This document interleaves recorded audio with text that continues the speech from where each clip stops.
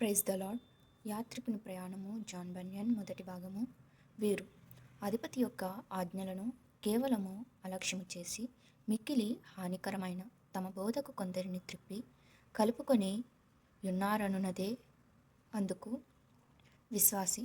అధిపతుల కంటే మహోన్నతుడైన సర్వోన్నతునికి విరోధముగా ప్రజలు లేచిన దానికే నేను విరోధముగా లేచినానని ఉత్తరమిచ్చెను. మరియు ఆ కలహమును గూర్చి అతడు, నేను సాత్విక మనుషుడను గనుక నేను ఏ కలహమును చేయుటలేదు.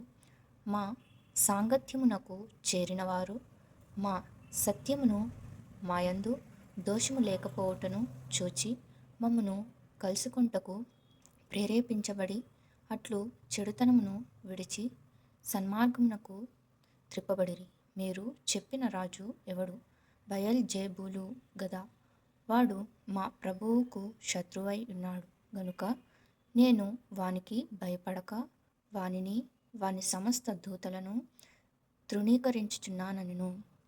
అప్పుడు ఎవరైనను మన ప్రభు అయిన రాజుగారి పక్షముగా ఈ ఖైదీ అయిన విశ్వాసి మీద ఏ దోషమునైనా చెప్పగలిగినట్టయితే వారు ఇప్పుడే బయలుదేరి వచ్చి తమ సాక్ష్యమును చెప్పవలెనని చాటించబడెను.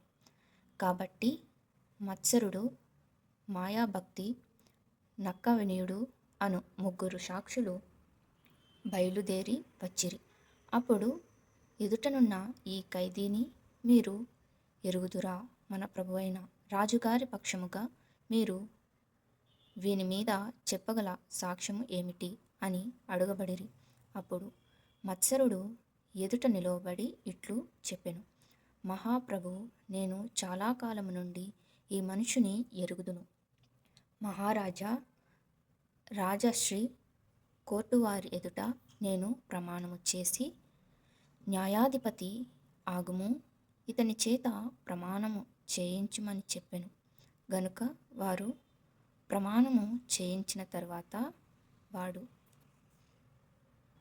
Thank you